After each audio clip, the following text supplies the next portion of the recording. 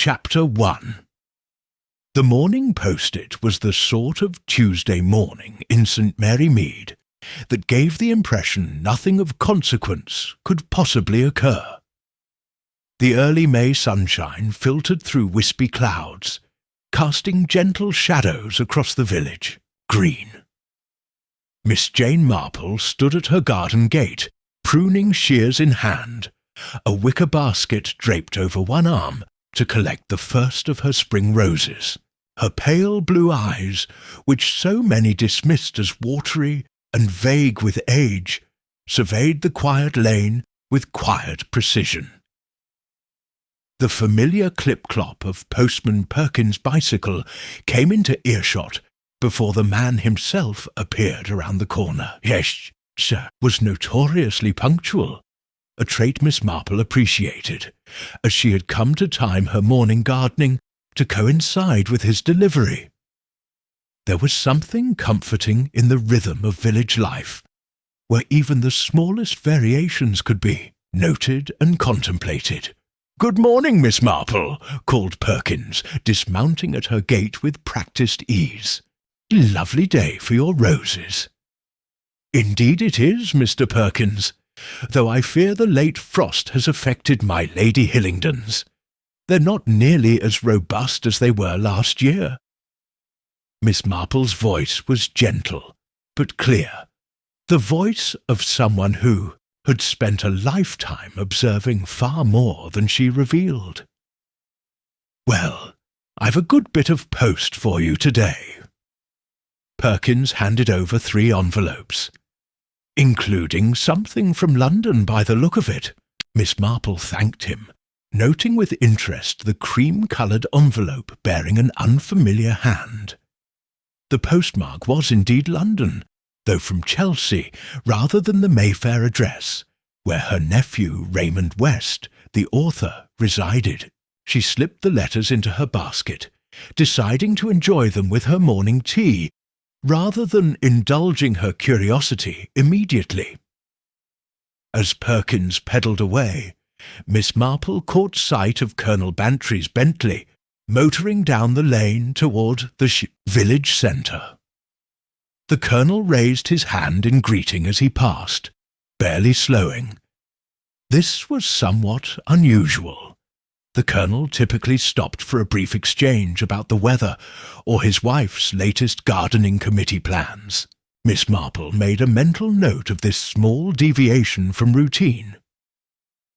Back inside her cottage, Miss Marple set her basket on the kitchen table and put the kettle on.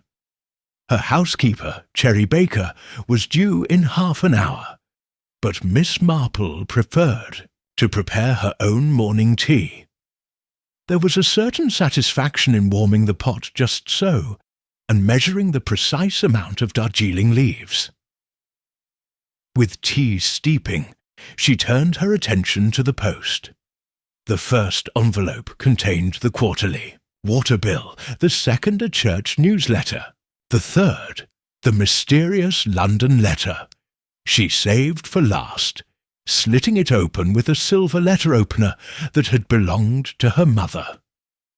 The stationery inside was of excellent quality, though the handwriting displayed a certain nervous energy that caught her attention immediately. The ink was an unusual shade of blue-black, and there was a small, peculiar stain in the bottom right corner. "My dear Miss Marple, you may not remember me, but I was briefly acquainted with your nephew Raymond at a literary dinner some years ago. Having heard of your remarkable insights in several difficult matters, I find myself in need of just such wisdom. I have recently come into possession of information that has disturbed me greatly. It concerns an old and respected family in your area, the Carmichaels of Gossington Hall. I believe they purchased the property from your friends, the Bantrys, some 15 years ago. What I have learned suggests a grave deception that has persisted for decades. Before I take any action, I would value the counsel of someone with intimate knowledge of the local families and their histories. I shall be arriving at the Blue Boar on Thursday afternoon, and would consider it a great kindness if you would meet me there at 4 o'clock. I apologize for the mysterious nature of this letter, but I dare not commit more details to paper. With sincere appreciation, Amelia Thistlewood. Mrs. Miss Marple read the letter twice, her expression thoughtful. The Carmichaels had indeed purchased Gossington Hall after Dolly Bantry had decided the house was too much for her following the Colonel's first retirement. They were pleasant enough. He a retired banker, she a somewhat overwrought woman with artistic pretensions, but they kept largely to themselves, entertaining London friends rather than integrating into village life. She was still contemplating the letter when Cherry arrived, bringing with her the morning's village gossip as reliably as she brought fresh cream for the kitchen. "Good morning, Miss Marple. You'll never guess what's happened at Gossington Hall," Cherry announced, hanging her coat by the door. "Mrs. Carmichael collapsed at breakfast this morning. Dr. Haydock was called, and the Colonel's wife, Mrs. Bantry, that is, went over, straight away when she heard." "Dear me," murmured Miss Marple, her gaze returning to the letter in her hand. "Is it serious? Well, that's the strange thing," Cherry continued, lowering her voice, although there was no one else to hear. "Mrs. Partridge, who does the cleaning there twice a week, says it wasn't illness at all. She says Mrs. Carmichael received a letter in the Morning Post and went white as a sheet. She read it twice, made some strange sound, and then just fainted dead away." Miss Marple's fingers tightened imperceptibly on the letter she held. "A letter, you say?" "Yes, and that's not all. When she came to, she insisted she was fine, just a dizzy spell. But Mrs. Partridge says she caught sight of the letter before Mr. Carmichael took it away. She swears it had some odd blue stain on it, like ink." Miss Marple looked down at the stain on her own letter. "How very curious," she said mildly. "Mrs. Partridge thinks there's something not right about it at all, especially with Mr. Carmichael locking himself in his study afterward. She heard raised voices, though she couldn't make out what they were saying." Miss Marple nodded absently, her mind working with the quiet efficiency that had solved so many puzzles over the years. A London correspondent writing about the Carmichaels, and on the same day Mrs. Carmichael receives a distressing letter bearing a similar ink stain. "Cherry," she said after a moment, "I think I shall pay a visit to Dolly Bantry this afternoon. She may have heard more about Mrs. Carmichael's indisposition." As Cherry busied herself with the morning chores, Miss Marple carefully refolded the letter and slipped it into her cardigan pocket. Whatever Mrs. Thistlewood wished to discuss about the Carmichael family, it seemed the matter might not wait until Thursday after all. For in St. Mary Mead, as Miss Marple well knew, coincidences were rare indeed, and ink-stained letters appearing simultaneously were the sort of coincidence that warranted immediate attention. She sipped her tea, gazing thoughtfully out at her garden. Behind the appearance of an elderly lady planning a social call lay the sharp mind that had unravelled countless mysteries. Something had disturbed the peaceful routine of St. Mary Mead, and Miss Marple found herself, not for the first time, at the periphery of what promised to be a most unusual situation. Chapter 2. Tea at the Bantry Estate. The afternoon found Miss Marple making her way along the familiar path to the Bantry's new residence, a charming Georgian house at the edge of the village. Though significantly smaller than Gossington Hall, it was nonetheless impressive, with neatly trimmed hedges and an immaculate rose garden that was Dolly Bantry's pride and joy. Miss Marple had telephoned ahead, knowing that her friend would welcome the visit. Since the Colonel's second retirement from his various committees and boards, Dolly had complained of having far too much Arthur and not nearly enough distraction.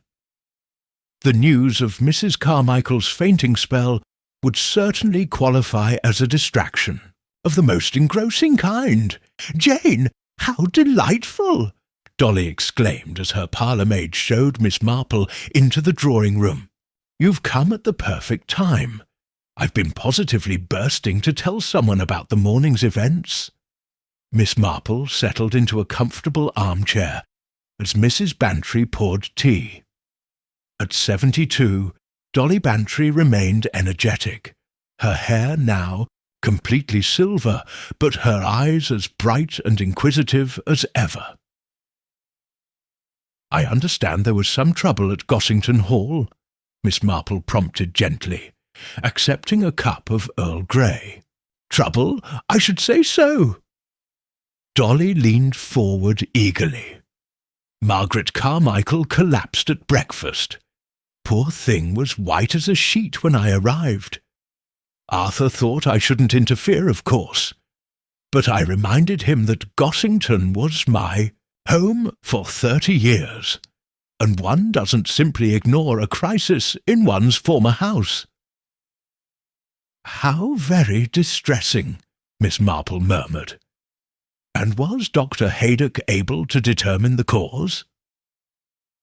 Dolly waved a dismissive hand. "George Haydock said it was merely a vasovagal episode. Fancy medical term for a fainting spell. As if I didn't know that. But Jane, it wasn't medical at all. It was that letter." Miss Marple's fingers involuntarily touched her cardigan pocket, where her own mysterious letter rested. "A letter, you say?" "Yes, in the Morning Post.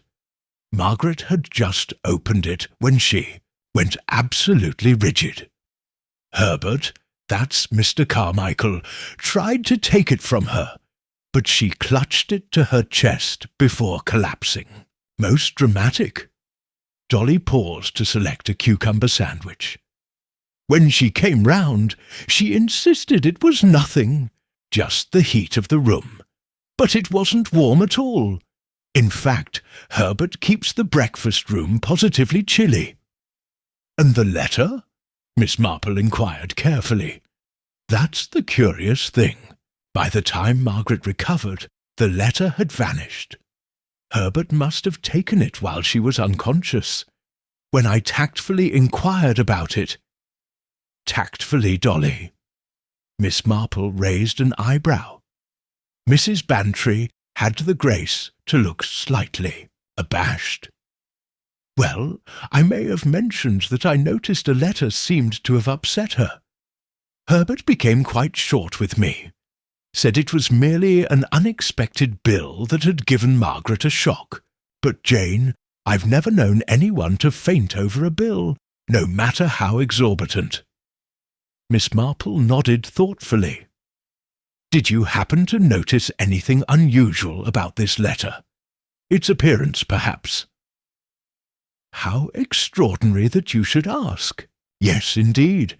It had a peculiar blue stain on it, looked like ink. Reminded me of the time Arthur knocked over his inkwell onto my mother's correspondence. Left the most stubborn marks." Dolly paused, studying her friend. "Jane, you have that look. The one that says you know something." Miss Marple smiled slightly. "Not know, Dolly, merely wonder." She hesitated, then decided to share part of her information.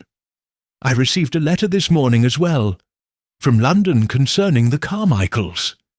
"No, what did it say?" "Very little of substance. A Mrs. Amelia Thistlewood wishes to consult me about something regarding the Carmichael family. She'll be arriving at the Blue Boar on Thursday." "Thistlewood?" Dolly frowned. "The name isn't familiar. What connection could she possibly have to the Carmichaels? That remains to be seen. But her letter also had an ink stain. Dolly's eyes widened. Jane, that can't be coincidence. She lowered her voice conspiratorially. There's something else you should know. While Dr. Haydock was upstairs with Margaret, I overheard Herbert on the telephone in his study. The door wasn't quite closed, you understand. Naturally, Miss Marple murmured, knowing her friend's penchant for what she preferred to call information-gathering rather than eavesdropping. He was speaking to someone about containing the situation, and said something most peculiar. She can't possibly have proof after all this time. The records were destroyed in '63. He sounded absolutely desperate. Miss Marple digested this information. 1963? That's over 60 years ago. Precisely. The Carmichaels would have been quite young then. Herbert couldn't have been more than 25. Their conversation was interrupted by the arrival of Colonel Bantry, who entered, the room with the day's newspaper tucked under his arm. Ah, Miss Marple, good afternoon. He nodded politely. Dolly, did you hear about old Thaddeus Sanderson? Not now, Arthur, Mrs. Bantry said impatiently. We're discussing the Carmichaels. Interesting timing, the Colonel remarked, settling into an armchair. Carmichael telephoned me not half an hour ago. Wanted to know if we'd kept any of the old Gossington records when we sold the place. Property boundaries, historical documents, that sort of thing. Miss Marple's interest sharpened. And had you? Most went to the solicitors, but I kept some historical items, sentimental value, you know. My grandfather's papers about the original estate. He shook his head. Told Carmichael I'd have a look, but I can't imagine what he's after. The property lines haven't changed since 1870. Did he seem concerned about anything in particular? Miss Marple asked. Now that you mention it, he asked specifically about any references to a family called Thistlewood. Miss Marple and Dolly exchanged a significant look. Thistlewood, Dolly repeated, but that's the name of the lady who wrote to me, Miss Marple finished quietly. The Colonel looked between them with growing suspicion. I sense you ladies are on to something. What's going on? Before either could respond, the telephone rang in the hall. Moments later, the parlourmaid appeared at the door, her expression troubled. Mrs. Bantry, it's Mrs. Partridge from Gossington Hall. She says it's urgent. Dolly hurried to take the call, returning minutes later with a face pale as chalk. Jane, she said, her voice uncharacteristically shaky. There's been a death at Gossington. Herbert Carmichael has been found in his study. Dr. Haydock says it appears to be a heart attack, but... She paused, swallowing hard. But, Miss Marple prompted, gently. But Mrs. Partridge says there was a letter clutched in his hand. A letter with a blue ink stain. Chapter 3. An Official Matter. The news of Herbert Carmichael's death spread through St. Mary Mead with remarkable speed, even by the village's efficient gossip standards. By the following morning, as Miss Marple tended to her begonias, she had already received 3 telephone calls and 2 visitors, each bearing slightly different versions of the event. Inspector Craddock's arrival, therefore, was not entirely unexpected. The tall, serious-faced detective had worked with Miss Marple on previous cases, developing a grudging respect for her insights that had evolved into something approaching friendship over the years. Miss Marple, he greeted her, accepting the offer of tea in her sunlit parlour. I understand you visited the Bantrys yesterday afternoon, shortly before news came of Mr. Carmichael's death." "Yes, indeed, Inspector." Miss Marple poured the tea with a steady hand. "A most unfortunate occurrence. I understand Dr. Haydock has suggested heart failure as the cause. Provisionally." The inspector's tone conveyed professional caution. "Though certain aspects of the situation have prompted us to look more carefully." He paused, studying her with knowing eyes.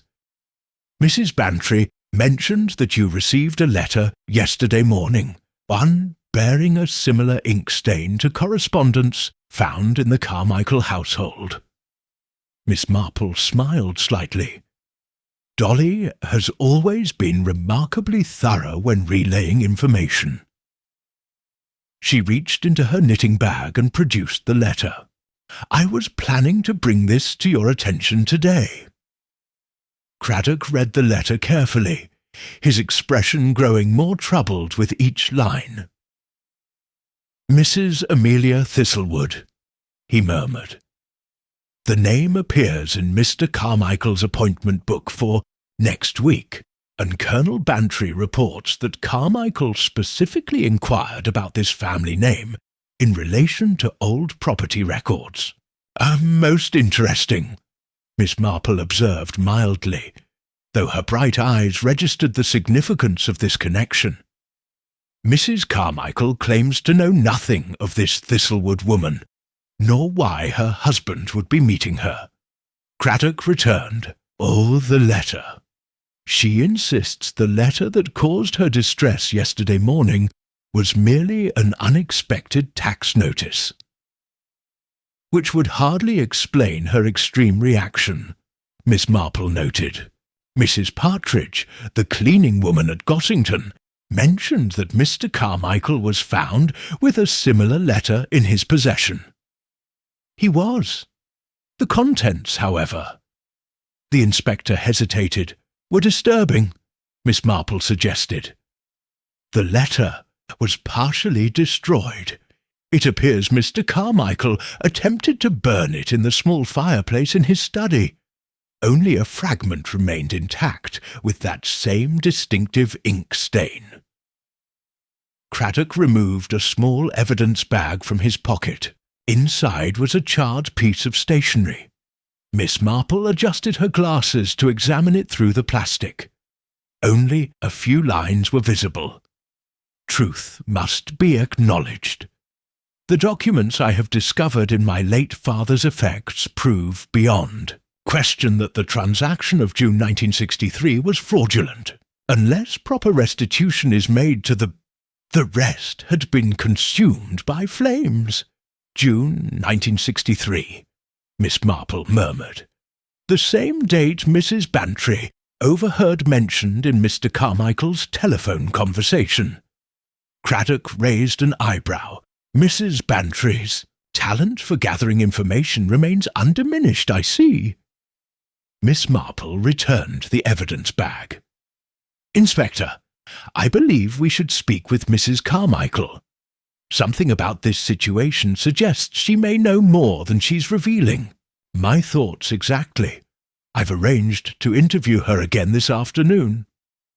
Craddock hesitated. "Would you care to accompany me?" "Unofficially, of course." "I would indeed, though perhaps I might call separately, as a concerned neighbour. Mrs. Carmichael might speak more freely in a less formal context." The inspector agreed to this arrangement, and after finishing his tea, departed to continue his inquiries in the village. Miss Marple, meanwhile, changed into her best visiting dress, a subdued navy blue with a delicate lace collar, and set off for Gossington Hall shortly after luncheon. The house looked much as it had during the Bantry's tenure, though the gardens had been redesigned in a more formal, less cottage-like style that Miss Marple privately considered rather characterless. The curtains were drawn in respect for the recent death, and the maid who answered the door wore a suitably sombre expression. "Mrs. Carmichael is resting, but she said she would receive you, Miss Marple," the young woman explained, leading her to the morning room where Margaret Carmichael sat beside a window, a cup of untouched tea on the table beside her. At 58, Margaret Carmichael remained an attractive woman, tall and slender, with carefully coloured auburn hair. Today, however, her face appeared drawn, with shadows beneath her eyes suggesting a sleepless night. "Miss Marple, how kind of you to call." Her voice was steady but distant. "Though I fear I'm poor company today. My dear Mrs. Carmichael, no one would expect otherwise after such a shock. I merely wish to express my condolences in person." "Thank you." Margaret gestured to a chair. "I suppose the entire village is talking about Herbert's passing."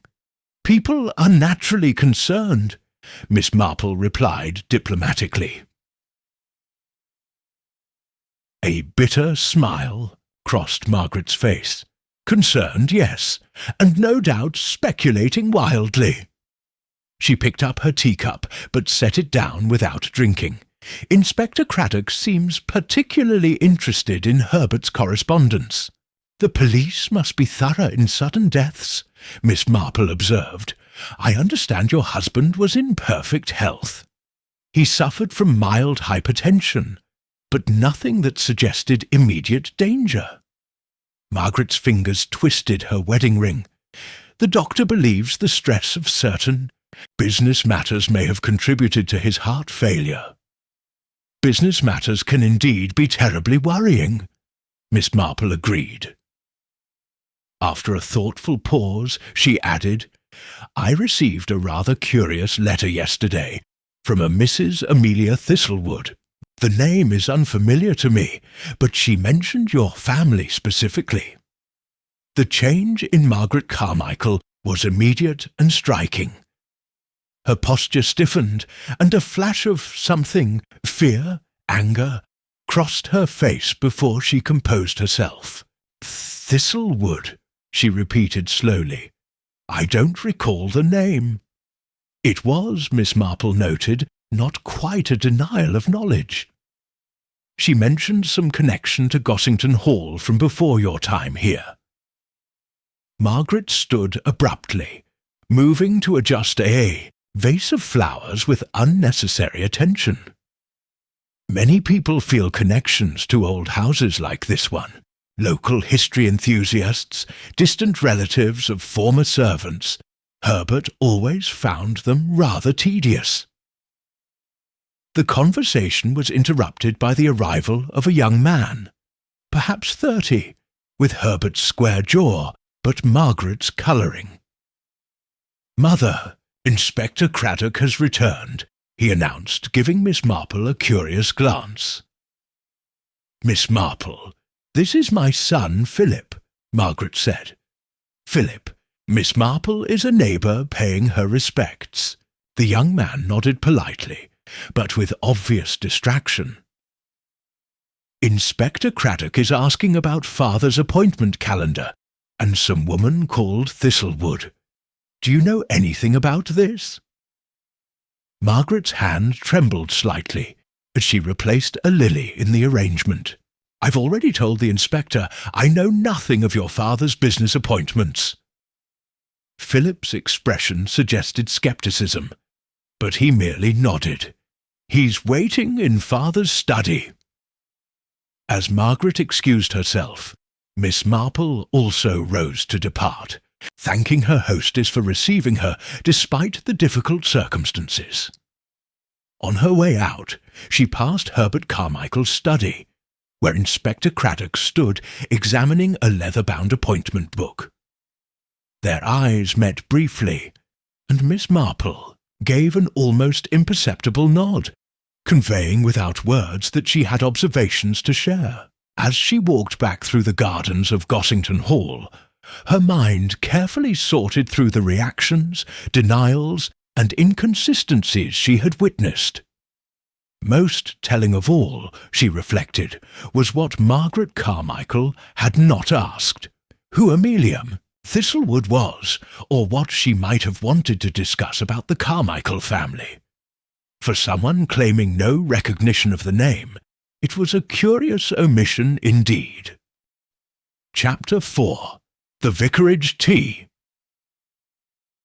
The vicar's wife, Griselda Clement, had organised a hastily assembled tea gathering at the vicarage the following afternoon. While ostensibly a meeting of the Church Flower Committee, Miss Marple recognised it for what it truly was: the village's formal mechanism for information exchange. No significant event in St. Mary Mead could properly unfold without such a gathering. "It's simply dreadful about poor Mr. Carmichael," declared Mrs. Price Ridley, accepting a cucumber sandwich with the air of someone preparing to make a meal of gossip instead. "My husband always said there was something not quite right about that man's constitution, too high-strung for country living." Miss Marple, seated in her usual corner chair, worked steadily at her knitting while observing the assembled ladies. Dr. Haydock's sister, Emily, sat beside her, a sensible woman whose proximity to medical information made her particularly valuable at such gatherings. "George says there was nothing obviously wrong with Mr. Carmichael's heart before this," Emily Haydock murmured to Miss Marple, "though of course the post-mortem will determine the true cause." "Indeed," Miss Marple replied softly. "I understand Inspector Craddock has taken a particular interest in the case." Emily nodded. "George mentioned the police have requested a full toxicology report, most unusual for an apparent heart attack." This piece of information rippled subtly through Miss Marple's thoughts as she adjusted a stitch in her knitting. Across the room, Mrs. Bantry was holding court, her voice carrying clearly. "Margaret Carmichael has scarcely left her room since it happened. Philip, that's their son, has taken charge of all the arrangements. There's a daughter too, you know, though she's been abroad for years. Eleanor, I believe. She's flying back from Geneva today." "I've heard," said Miss Weatherby, a thin, nervous woman with a penchant for embellishment, "that there was some sort of argument between Mr. Carmichael and his son the very morning of his death. My Dorothy helps out in the kitchen at Gossington twice a week, and she said the raised voices could be heard all the way from the study." This information prompted a surge of speculative murmuring among the ladies. Miss Marple's needles continued their rhythmic clicking, but her attention was acute. "What were they quarrelling about?" asked Griselda, passing a plate of scones. Miss Weatherby leaned forward eagerly. "Something about family responsibilities and facing consequences." Dorothy couldn't make out everything, but she distinctly heard young Mr. Carmichael say, "We can't just pretend it never happened, father." Most dramatic. Philip Carmichael always seemed such a quiet, scholarly type, Mrs. Price Ridley observed. "Works in some archive in London, doesn't he?" "The British Museum," Mrs. Bantry supplied. "Arthur says he's an expert on historical documents, particularly legal papers. Apparently quite brilliant in his field." Miss Marple's fingers paused momentarily. "How interesting," she murmured. "A young man with expertise in historical documents, and a father concerned about old papers from 1963. Emily Haydock glanced at her curiously. "Do you know something about this affair, Jane?"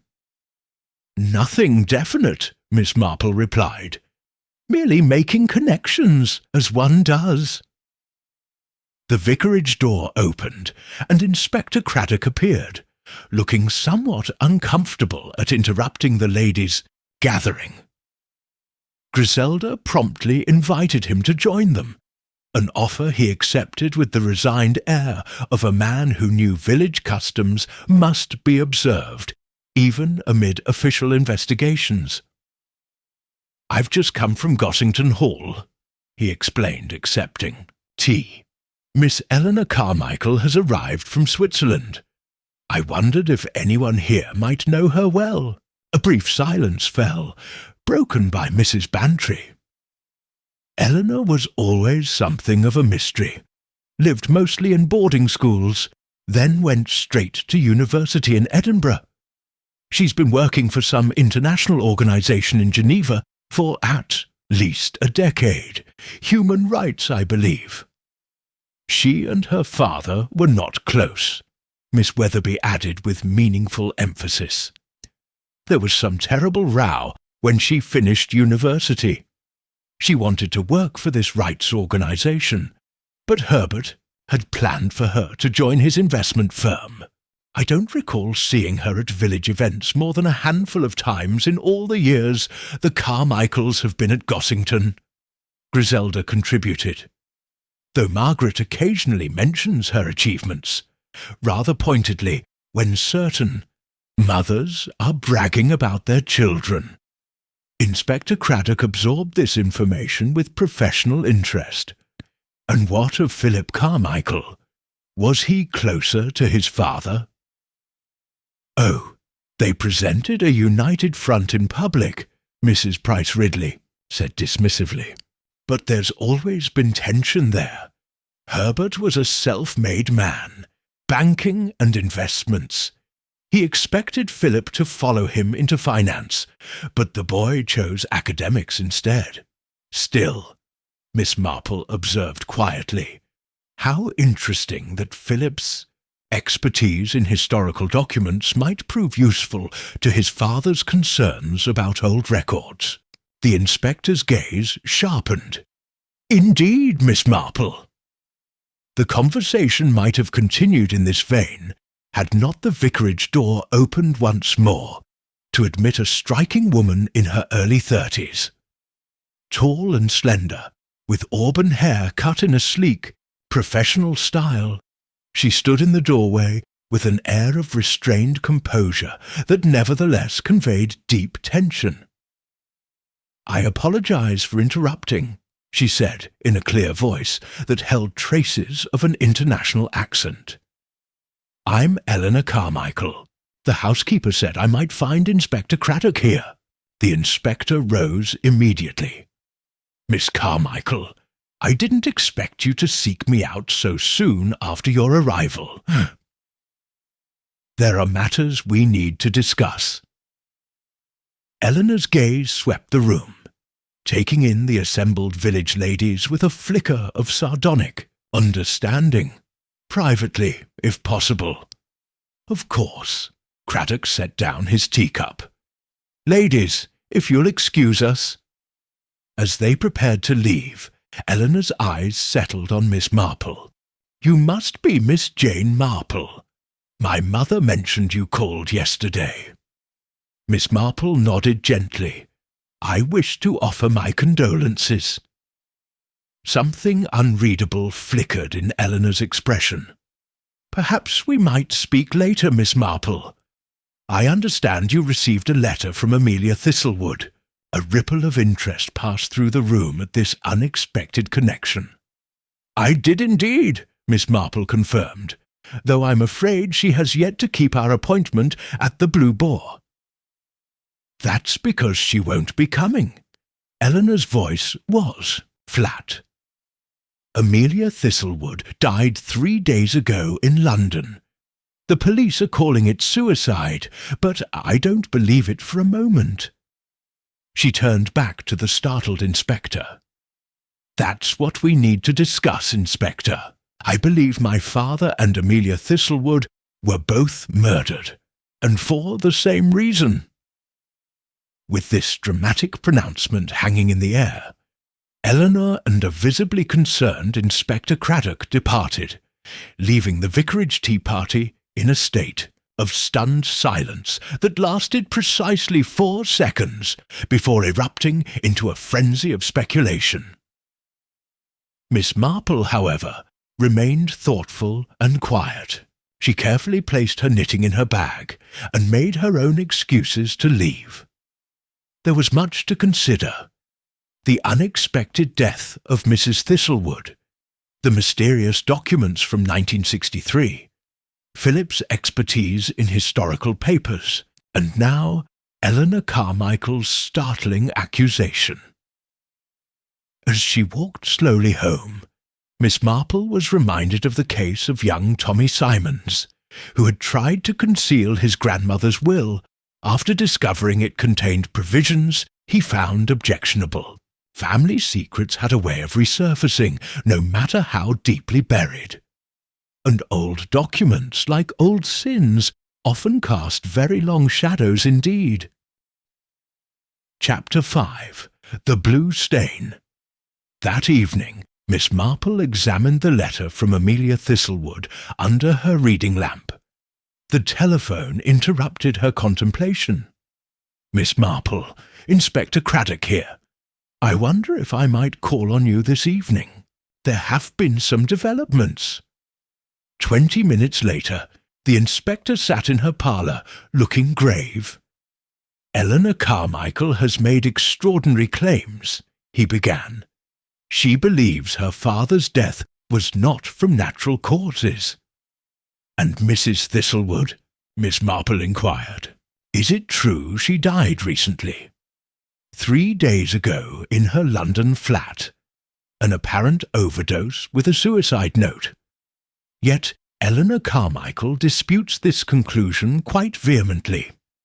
The inspector explained that both deaths were allegedly connected to events in 1963 involving the Carmichael family fortune. Amelia Thistlewood was the daughter of Edward Thistlewood, Herbert Carmichael's first business partner. They established an investment firm together in the early 1960s. And something happened in 1963. Edward Thistlewood died in a boating accident that year. Shortly afterward, Herbert Carmichael took sole control of their company. According to Eleanor, Amelia recently discovered documents suggesting Herbert may have defrauded the Thistlewood family. "And now both are dead," Miss Marple murmured. "Most suggestive." Miss Marple's attention returned to her letter. "Inspector, have you examined the ink stain on these letters? Notice how it appears deliberate rather than accidental." The inspector examined it closely. "You believe the stain was intentional?" "Perhaps. Might I see the fragment recovered from Mr. Carmichael's fireplace?" Craddock produced the evidence. Miss Marple studied it carefully. "The stain is identical in shape, not merely similar. They were created by the same method at the same time. A stamp or seal, perhaps?" She looked up. "Philip Carmichael works with historical documents. Would he have knowledge of different inks and their properties?" The telephone interrupted again. Miss Marple returned from answering it with a troubled expression. "Colonel Bantry has found something among his old Gossington papers. He's bringing it over." The colonel soon arrived with a weathered leather folder. "It's a property deed from 1875, he explained. "The estate originally belonged to a family called Thistlewood. My grandfather purchased it from Thomas Thistlewood. There's more," he continued. "The deed contains an unusual covenant. A portion of land, about 3 acres along the eastern boundary, was subject to special conditions. The Thistlewood family retained mineral rights to that section in perpetuity." "What sort of minerals?" the inspector asked. "Nothing was discovered in my family's time," Colonel Bantry replied. "But old Thomas Thistlewood believed there was something valuable beneath that section." Miss Marple's eyes brightened. "The eastern boundary. Isn't that where the new property development is planned? Mr. Carmichael had sold that portion for a substantial sum. The Meadowbrook development, Craddock confirmed. Construction begins next month. But if the Thistlewood family retained mineral rights, Miss Marple continued, and if something valuable was discovered during surveys, then legally the proceeds would belong to Amelia Thistlewood.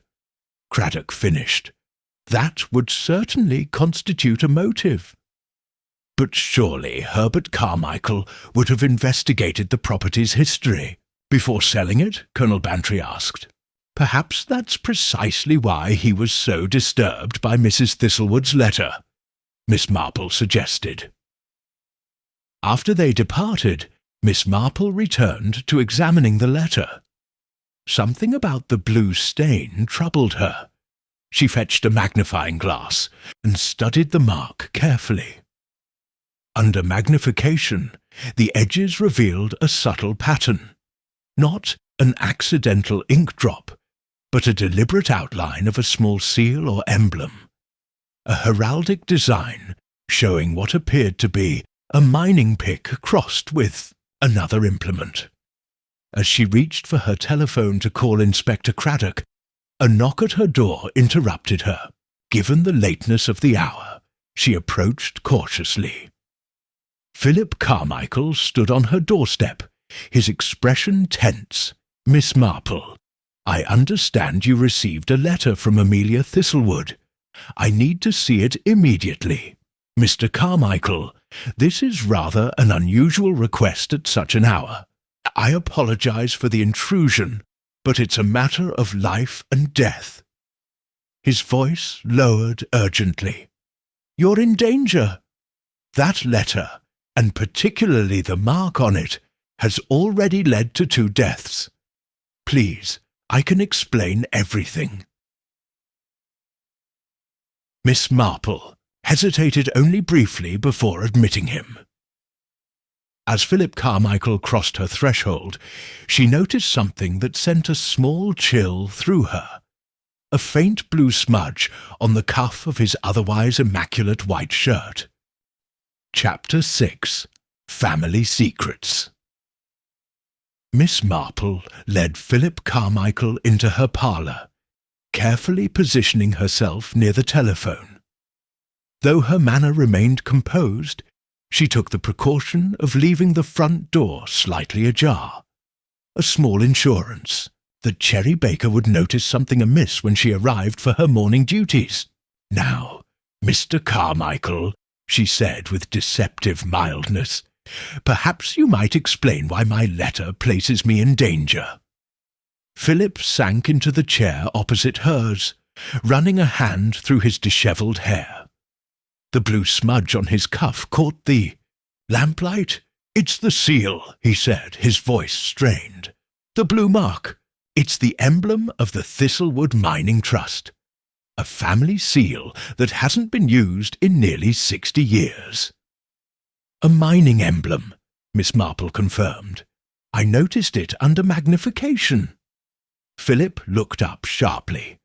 You recognized it? The shape? Yes. The significance? No. Until now. Miss Marple's gaze was steady. Perhaps you might elaborate on its importance. My father and Edward Thistlewood were more than business partners, Philip began. They discovered something valuable beneath Gossington's eastern boundary. A rare earth mineral deposit. Extremely valuable, especially today with modern technology requirements. The mineral rights that the Thistlewood family retained, Miss Marple noted. Philip's expression registered surprise. You know about those? Colonel Bantry found the original deed, but please continue. Philip nodded. In 1963, they confirmed the deposit's value but kept it secret, planning to develop it together. Then Edward Thistlewood died in that boating accident. An accident your father arranged? Miss Marple suggested quietly. Philip's face contorted. "I don't know. I've been asking myself that since Amelia contacted me last month. She'd found her father's private papers, including geological surveys and the original partnership agreement. She approached you before contacting your father. Yes, she thought I might help convince him to make amends without a scandal." Philip shook his head. "I confronted father and he didn't deny it. He claimed Edward had been planning to cut him out of the deal, that it was self-defense. He insisted we could make it right financially, without the truth coming out. But Amelia wanted the truth acknowledged," Miss Marple suggested. "She believed her father was murdered," Philip confirmed. "She threatened to go public with what she knew.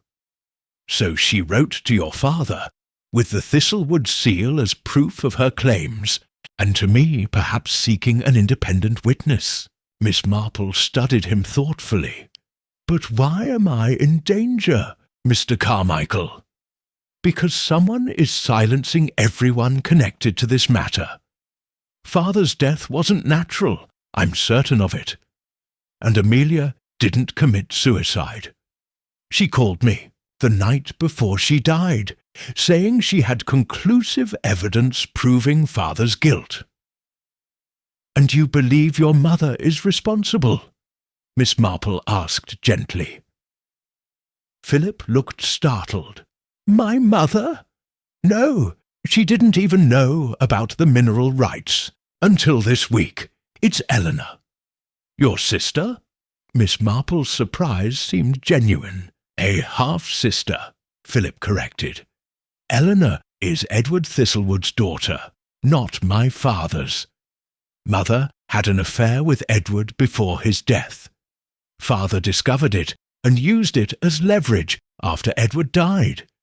Eleanor's legitimacy for mother's, silence about his financial dealings. That's why Eleanor was always kept at a distance, sent to boarding schools." Miss Marple absorbed this revelation. "Yet Eleanor has accused your father of murder. A clever misdirection. She's known the truth for years. After university, she gained access to old records through her human rights work and discovered her true parentage. She's been planning revenge ever since. But surely that makes her Amelia's half-sister as well. Why would she harm her own family? Because Amelia's claim would expose everything, including Eleanor's true paternity. Eleanor stands to inherit father's estate now, but if the Thistlewood claim succeeded and the truth about her parentage came out, she'd lose everything." The soft creak of a floorboard in the hallway caught Miss Marple's attention. She raised her voice slightly. "I find this all rather difficult to believe, Mr. Carmichael. If what you say is true, why not take your concerns to Inspector Craddock?" "Because I needed to secure Amelia's letter first." Philip leaned forward. "The seal is actually a microfilm container, an old espionage technique. Edward Thistlewood worked briefly for intelligence services during the war. The blue emblem contains microscopic evidence of the original partnership agreement." "How very ingenious," came a cool voice from the doorway. Eleanor Carmichael stepped into the room, her expression composed despite the small revolver in her hand. "And how very disappointing that you've chosen to malign me, Philip." "Eleanor," Philip stood abruptly, "this has gone far enough." "I quite agree." She gestured with the revolver. "The letter, Miss Marple. Please, I'm afraid Inspector Craddock has it." Miss Marple replied calmly. "You're lying." Eleanor's voice remained level. "Philip, search her desk." As Philip hesitated, Miss Marple spoke again. "You know, you remind me very much of your father, Miss Carmichael." "Herbert was not my father," Eleanor snapped. "I wasn't referring to Herbert Carmichael," Miss Marple said, mildly. "The resemblance to Edward Thistlewood is quite striking. I saw his photograph in Colonel Bantry's papers. He attended the same Oxford College as the Colonel's son. You have his eyes." A flash of satisfaction crossed Eleanor's face. At least someone finally acknowledges the connection. Yes, Edward Thistlewood was my father, a fact Herbert Carmichael used to control my mother and my entire life. "So you're reclaiming your birthright," Miss Marple observed. "I'm reclaiming everything that should have been mine." Eleanor's grip tightened on the revolver. "Now, the letter." The sudden sound of the telephone ringing startled them all.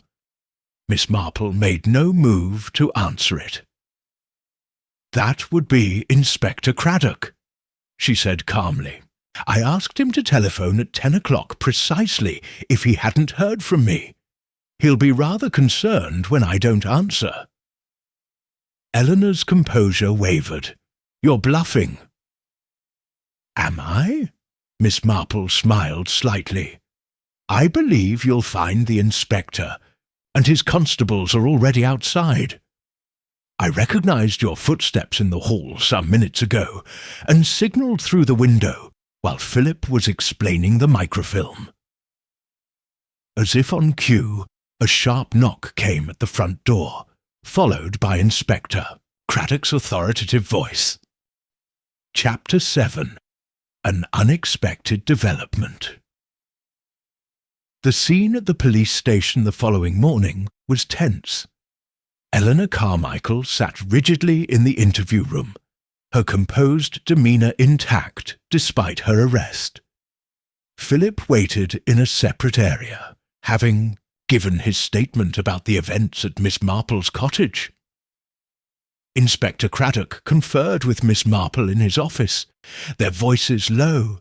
"We found the revolver in her possession, of course," Craddock said, "but that only gives us an attempted intimidation charge, without concrete evidence linking her to either death.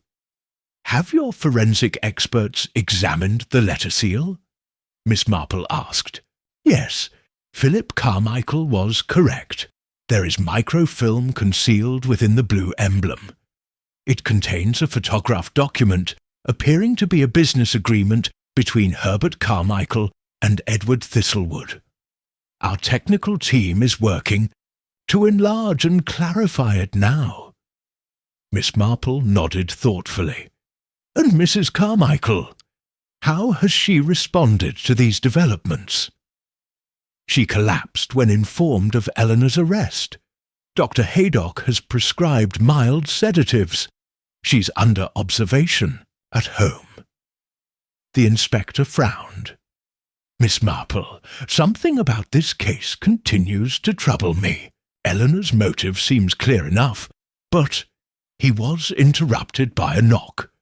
A young constable entered, looking somewhat flustered. "Sorry to interrupt, sir, but there's been a development. We've just received a call from the Blue Boar Inn. A woman checked in late last night asking for Miss Marple. She's registered as Amelia Thistlewood." "What?" Craddock rose abruptly. "That's impossible.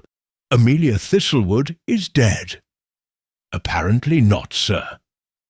The desk clerk recognized her from the photograph we circulated." Miss Marple's eyes widened slightly.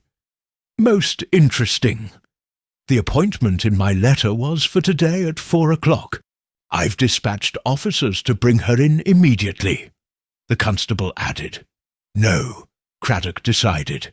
"If she's made the appointment with Miss Marple, let's not alarm her. Miss Marple will keep her meeting as arranged, with officers positioned discreetly nearby. A sensible plan," Miss Marple agreed, though her expression suggested she was recalculating many assumptions. When the constable departed, Craddock turned to Miss Marple. "If Amelia Thistlewood is alive, then who was the woman found dead in London?" "And who sent the letters bearing the Thistlewood seal?" Miss Marple added. "It seems our mystery has deepened considerably." The inspector released Philip with instructions to remain available for further questioning. Miss Marple declined his offer of a protective escort, insisting that her routine should appear normal to avoid arousing suspicion in the village. As she walked home, she encountered Colonel Bantry near the village green. "Miss Marple, I've just heard the most extraordinary rumour, that Eleanor Carmichael threatened you at gunpoint last night." "News travels quickly in St. Mary Mead," she observed mildly. "Dolly's beside herself with worry. She insists you come stay with us." The colonel looked genuinely concerned. "This business has taken a dangerous turn." "Indeed it has, but I believe we're approaching a resolution." She hesitated. "Colonel, you mentioned having photographs from your Oxford days. Might I trouble you to show me any that include Edward Thistlewood? I find I need to verify certain details." The colonel agreed readily, and they proceeded to his home, where he produced a leather-bound album. Miss Marple studied the photographs carefully, paying particular attention to one showing a young Edward Thistlewood at a rowing club gathering. "Thank you, Colonel. This has been most illuminating." After leaving the Bantrys, Miss Marple made a brief stop at Dr. Haydock's surgery, engaging in what appeared to be a casual conversation about sedatives and their effects. Her final stop before returning home was the village library, where she spent 20 minutes consulting reference, Ince materials on rare earth minerals. Cherry Baker was waiting anxiously when Miss Marple arrived home. "Oh, Miss Marple, I've heard such dreadful stories about last night. Is it true Miss Carmichael threatened you with a gun?" "I'm afraid it is, though Inspector Craddock arrived most opportunely." Miss Marple removed her hat. "Cherry, would you be so kind as to prepare a pot of tea? I'm expecting a visitor at 4 o'clock. "A visitor? After what happened? Surely you're not receiving anyone today.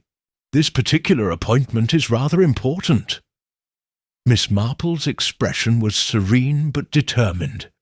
"I would also appreciate it if you would deliver a note to Inspector Craddock." She wrote briefly on a sheet of notepaper, sealed it in an envelope, and handed it to her concerned housekeeper. After Cherry departed on this errand, Miss Marple methodically prepared for her upcoming meeting, arranging chairs in the parlour and setting out her best china. At precisely 4 o'clock, a knock came at the door. Miss Marple opened it to reveal a woman in her early 50s, smartly dressed in a grey suit with a blue silk scarf.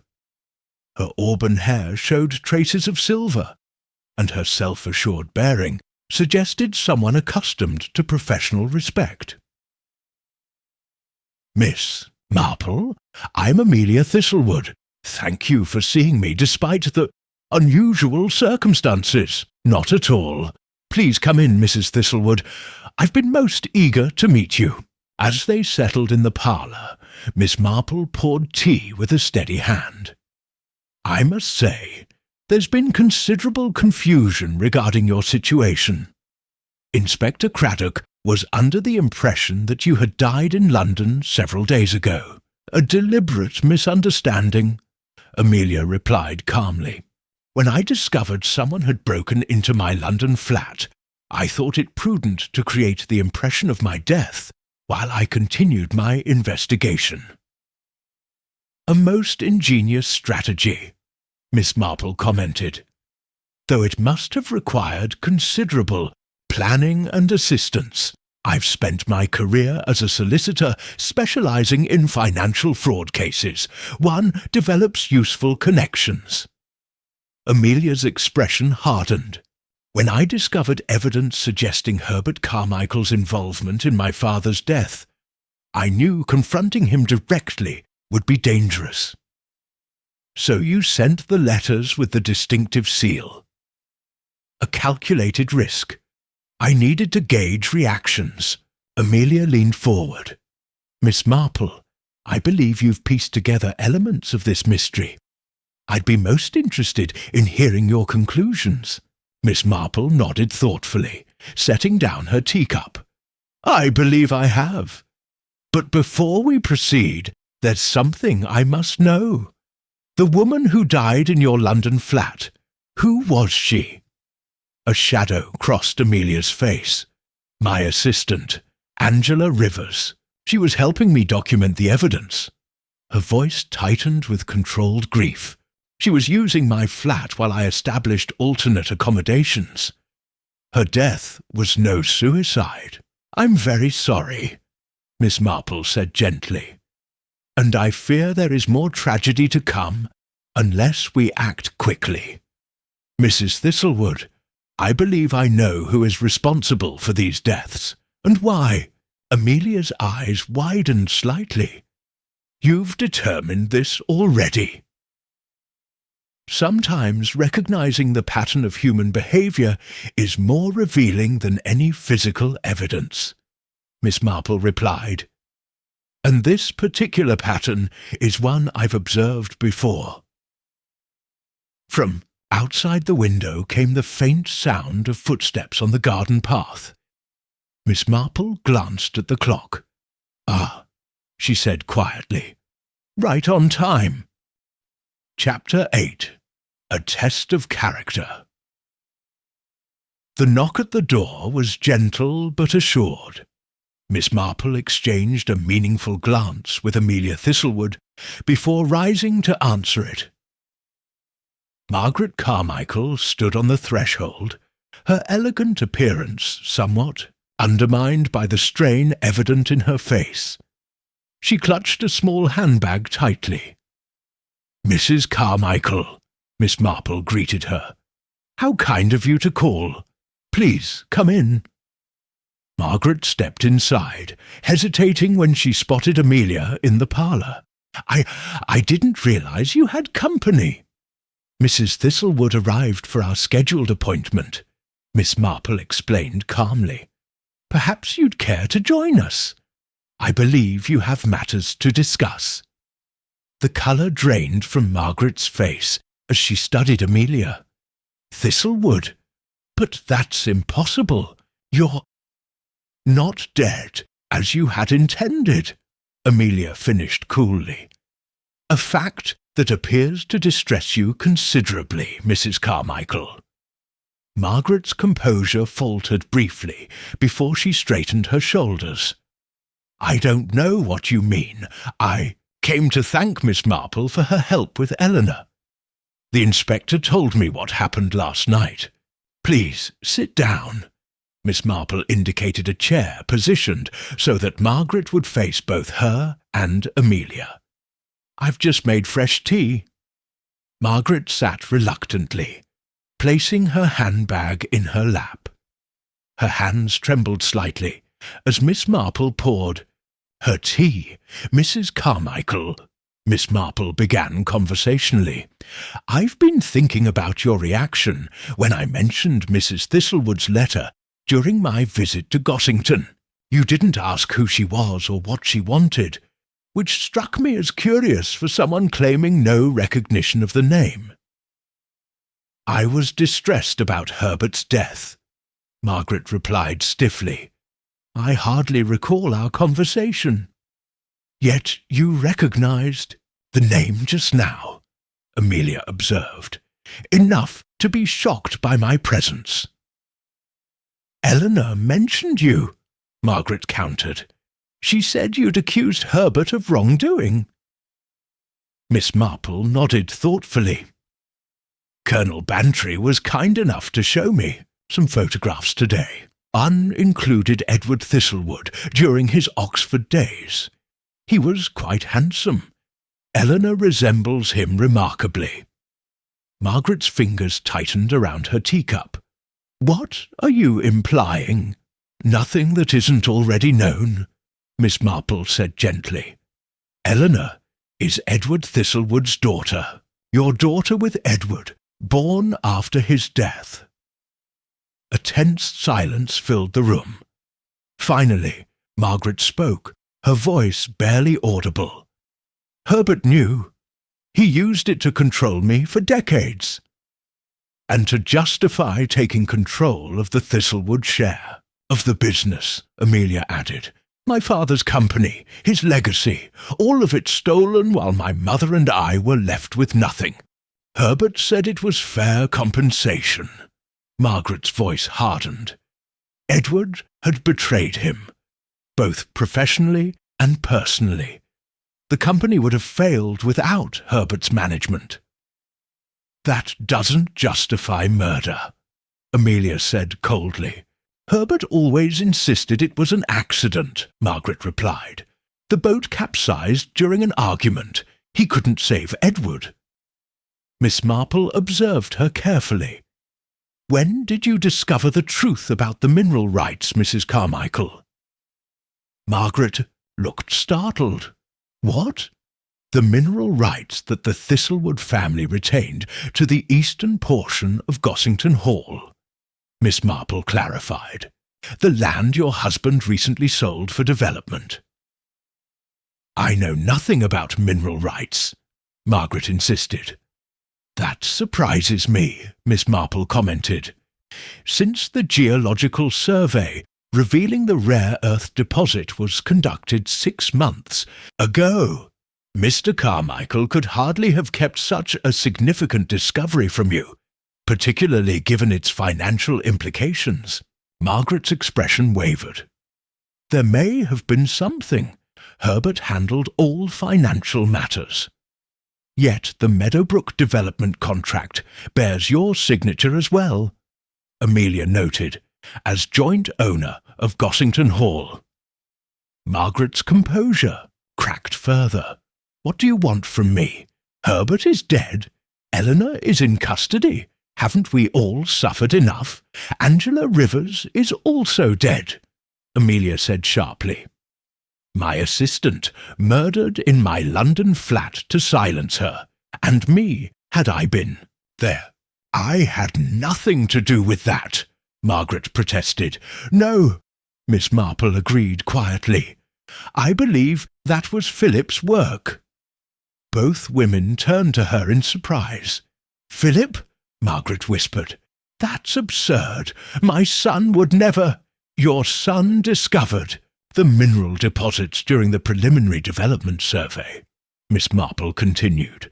His expertise in historical documents led him to investigate the original property deeds, where he found the Thistlewood mineral rights clause. He realized the implications immediately. Miss Marple set down her teacup deliberately. Philip confronted his father, not about Edward Thistlewood's death, but about the fraudulent sale of land with mineral rights that didn't belong to the Carmichaels, a sale that could be challenged legally, potentially ruining the family. Philip was protecting our interests, Margaret said defensively. He would never harm anyone. The blue ink stain on his cuff suggests otherwise, Miss Marple observed, a distinctive ink used in the Thistlewood seal. The same seal he replicated to send letters designed to frighten your husband into a confession while simultaneously establishing Eleanor as the obvious suspect. The gentle sound of the front door opening interrupted them. Inspector Craddock appeared in the parlour doorway, nodding slightly to Miss Marple. Philip was always fascinated by spy techniques, Margaret said weakly.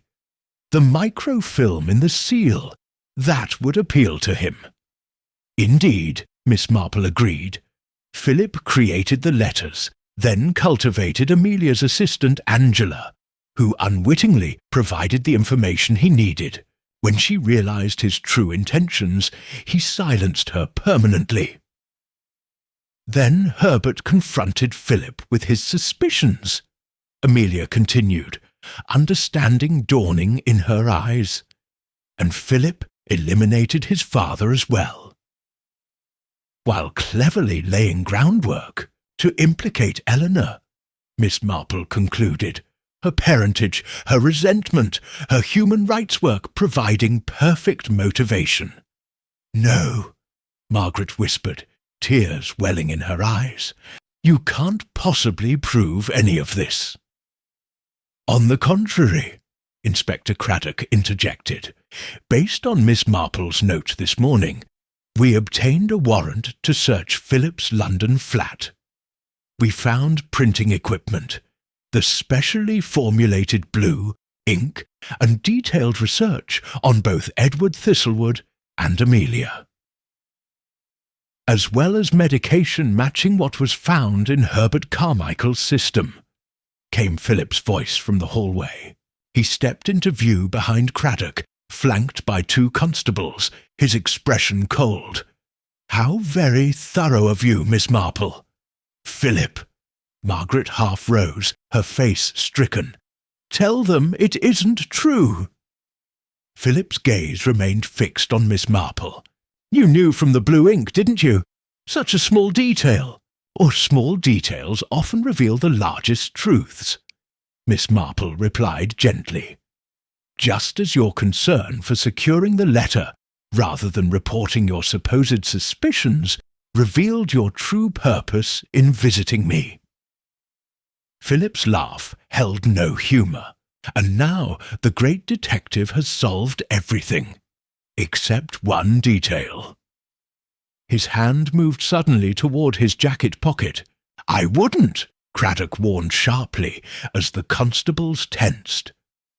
Margaret's hand plunged into her handbag and emerged holding a small revolver, identical to the one confiscated from Eleanor. "Get away from him," she commanded, her voice suddenly steady as she aimed at Craddock. "Mother, don't," Philip said quietly. "It's over." Chapter 9. The pattern revealed, Margaret, please. Miss Marple's voice remained calm, despite the revolver pointed in her direction. Further violence won't help Philip now. Time seemed suspended in the small parlour. Inspector Craddock stood perfectly, still his eyes fixed on Margaret's trembling hand. "You don't understand," Margaret said, her voice breaking. "Everything we did was to protect our family. The scandal would have destroyed us." "Mother, stop this," Philip urged quietly. "You're only making things worse." Margaret's resolve visibly wavered. The revolver lowered slightly. "I didn't know about Angela Rivers. I swear I didn't." "But you knew about Herbert," Miss Marple suggested, gently. A tear slipped down Margaret's cheek. "He was going to confess everything. After all these years of silence, of building our life, our reputation, he was ready to throw it all away because of Amelia's letter." Inspector Craddock seized the moment, stepping forward to carefully take the revolver from Margaret's unresisting hand. The constables moved to secure both Carmichaels as Amelia watched with a mixture of horror and vindication. "Perhaps we might all sit down," Miss Marple suggested, seemingly unruffled by the dramatic turn of events. "There are still aspects of this affair that require clarification." With the immediate danger diffused, they arranged themselves awkwardly in the parlour. Margaret sat slumped in defeat, while Philip maintained his cold composure. "I believe I can now reconstruct the sequence of events," Miss Marple began. "Philip discovered the mineral rights issue during the preparation for the Meadowbrook development. His expertise in historical documents led him to investigate the original property deeds, where he found the Thistlewood clause concerning the eastern boundary. The development would have made us millions," Philip said flatly, "until I discovered We didn't actually own what we were selling. You approached your father with this information, Miss Marple continued, and he revealed the truth about his partnership with Edward Thistlewood and the circumstances of Edward's death. He claimed it was self-defense. Philip's voice held a note of contempt. A struggle on the boat that went too far. He'd lived with the guilt for decades.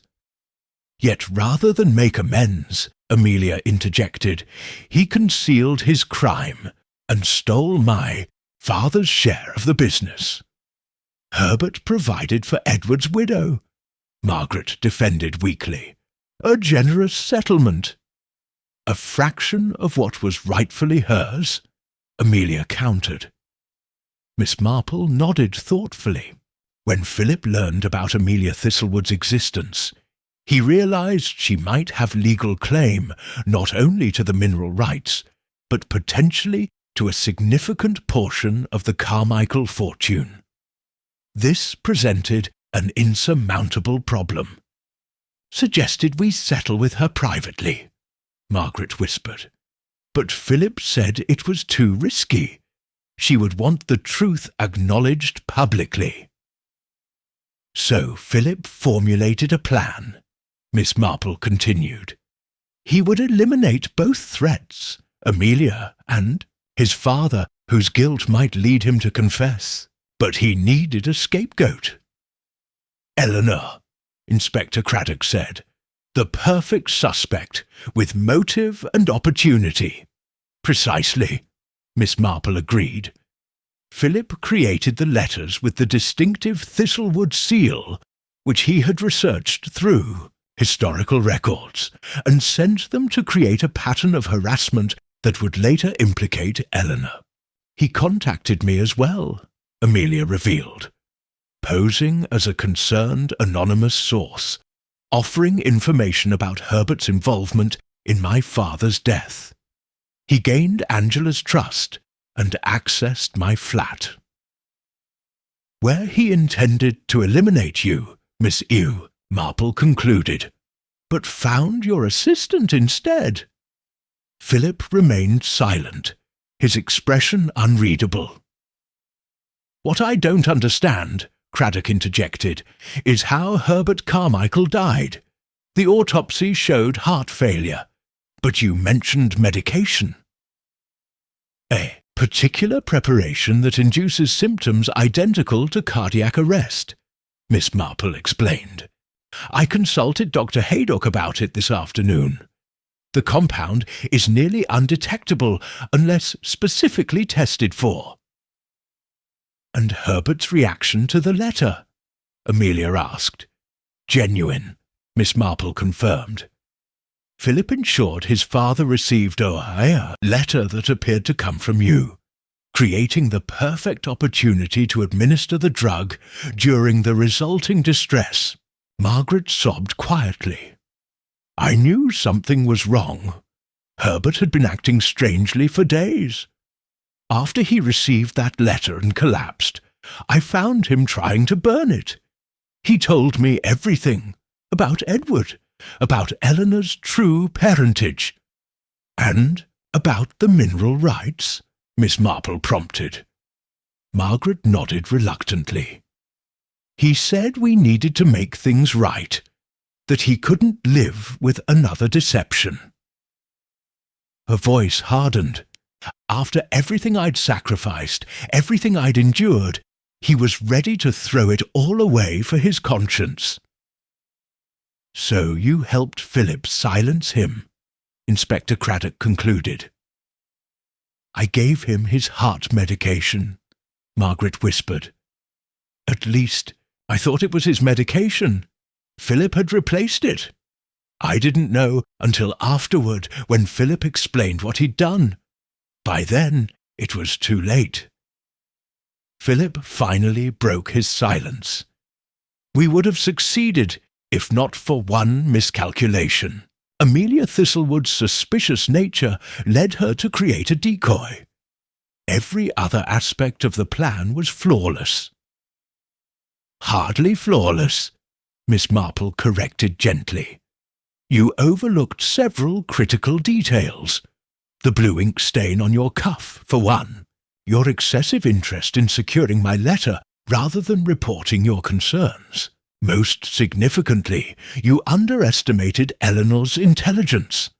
Eleanor? Philip looked genuinely confused. She never believed your fabricated evidence implicating Herbert in Edward Thistlewood's death, Miss Marple explained. She came to St. Mary Mead not to accuse her stepfather, but to warn him, and to protect her newly discovered half-sister, Amelia. Amelia looked startled. Eleanor knew about me. She discovered your existence through her human rights work, Miss Marple confirmed. When she learned you were investigating the Carmichaels, she feared you might become a target. Unfortunately, she arrived too late to prevent Herbert's death.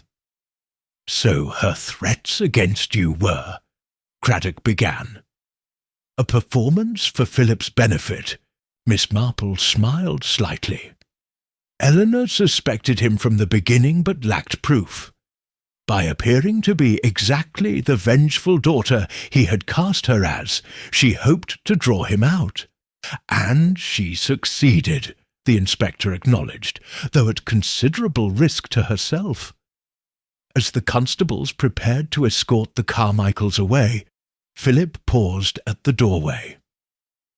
"One thing, Miss Marple," he said with clinical curiosity. "When did you first suspect me?" Miss Marple considered the question. "I believe it was when you arrived at my cottage, claiming to protect me from a letter you shouldn't have known I possessed. The blue ink merely confirmed what your behaviour had already suggested." Philip nodded slightly, almost respectfully, before being led away. In the sudden quiet that followed their departure, Amelia turned to Miss Marple. "I owe you my life, Miss Marple. If I had come to St. Mary Mead as originally planned—" "Then Philip would have had a much more difficult time explaining your disappearance," Miss Marple replied practically. "Small villages tend to notice strangers. You see, it's one of their most useful qualities." Chapter 10. The Balance Restored. 2 weeks after the dramatic events at Miss Marple's cottage, St. Mary Mead had seemingly returned to its peaceful routine. The village green basked in the late spring sunshine, and Postman Perkins cycled his familiar route with the day's correspondence. Yet beneath this tranquil surface ran currents of change, like the hidden streams that occasionally altered the course of the village brook during heavy rains. Miss Marple sat in her garden, enjoying tea with Dolly Bantry and the newly released Eleanor Carmichael. The previous day's preliminary hearing had formally cleared Eleanor of all charges, while Philip and Margaret Carmichael had been remanded to custody, awaiting trial. "The London papers are still full of it," Dolly remarked, passing a plate of fresh scones. "The Carmichael conspiracy, they're calling it. Arthur says he's never seen such interest in a village matter since the Prothero case. I could have done without the publicity," Eleanor admitted, "though my colleagues at the Human Rights Commission have been surprisingly supportive."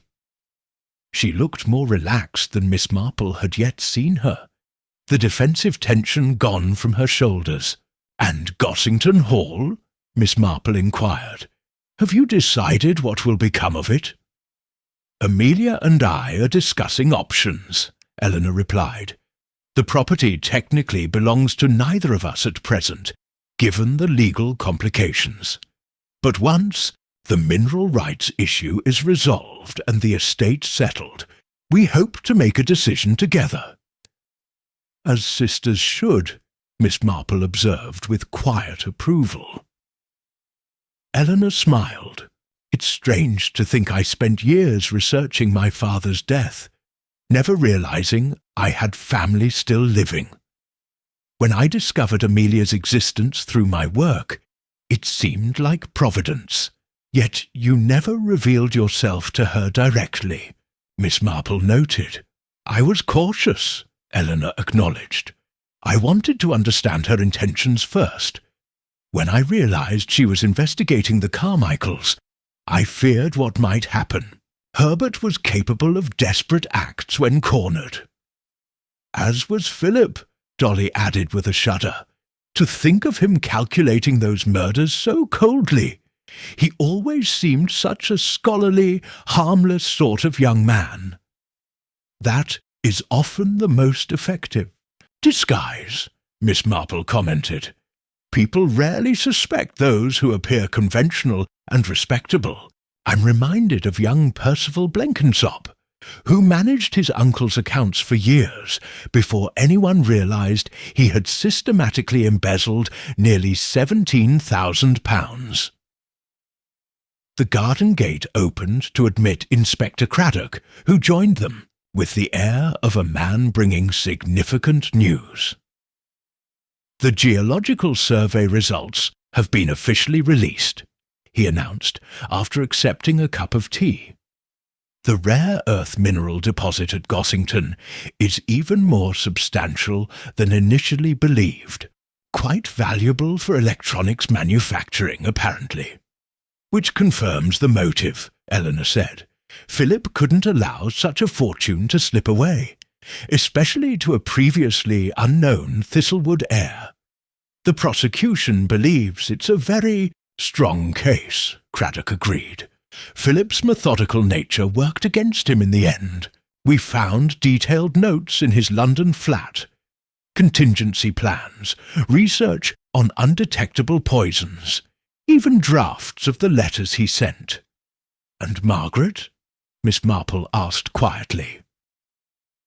Craddock's expression grew sombre. Her role appears more complicated.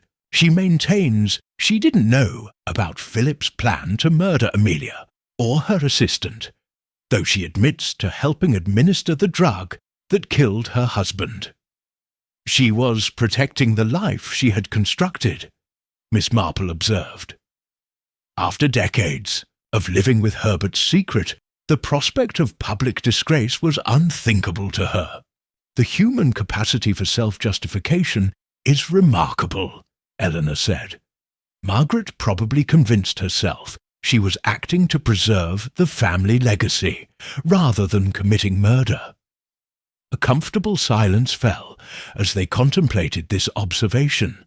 The vicar passed by the garden gate, waving cheerfully, his bicycle wobbling slightly as he attempted the gesture without slowing down. Amelia returns to London tomorrow? Miss Marple asked, breaking the silence. Eleanor nodded. She's handling the legal aspects of our father's estate. We're petitioning to have the original partnership agreement reinstated posthumously. It won't bring our father back, but it will restore his professional reputation. And what will you do, Miss Carmichael? Dolly inquired. Will you return to Geneva? Eventually, yes, but I've taken extended leave. After everything that's happened, Amelia and I feel we need time to become properly acquainted. Eleanor smiled slightly. 60 years of family history to reconstruct isn't a small undertaking. As the afternoon progressed, their conversation drifted to village matters.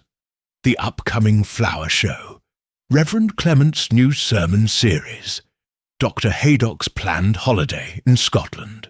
Inspector Craddock eventually excused himself to return to the station, and Dolly departed shortly after, leaving Miss Marple and Eleanor alone in the garden.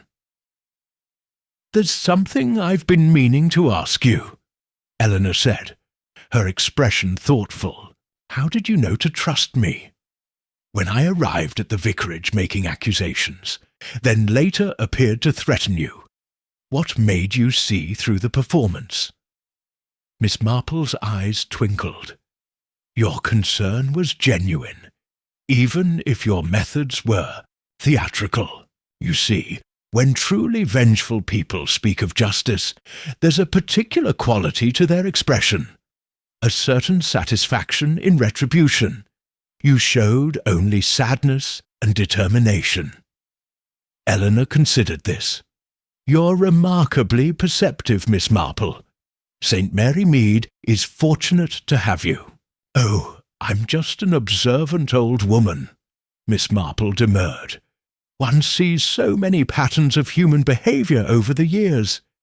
People are really very similar, you know, regardless of their circumstances. After Eleanor departed with a promise to visit, again before leaving for London, Miss Marple returned to her knitting in the fading afternoon light. Her roses needed pruning, and Cherry had mentioned that the pantry needed reorganising, but those tasks could wait for tomorrow. For now, she was content to sit quietly, reflecting on the resolution of the Thistlewood-Carmichael affair. Justice had been served, though not without cost.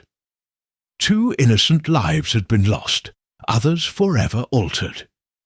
Yet from this tangle of deception and hidden truths, something positive had emerged. 2 sisters, previously unknown to each other, united by their shared history. As the shadows lengthened across her garden, Miss Marple found comfort in this small balance restored to the world. Human nature, with all its capacity for deception and self-interest, also contained the seeds of resilience and connection. It was this fundamental truth that made her work worthwhile, despite the darkness it sometimes revealed. The evening air carried the scent of her favourite roses, and in the distance the church bells of St. Mary Mead began to ring for evening service, their familiar cadence a gentle reminder that life in the village continued, as it always had and always would.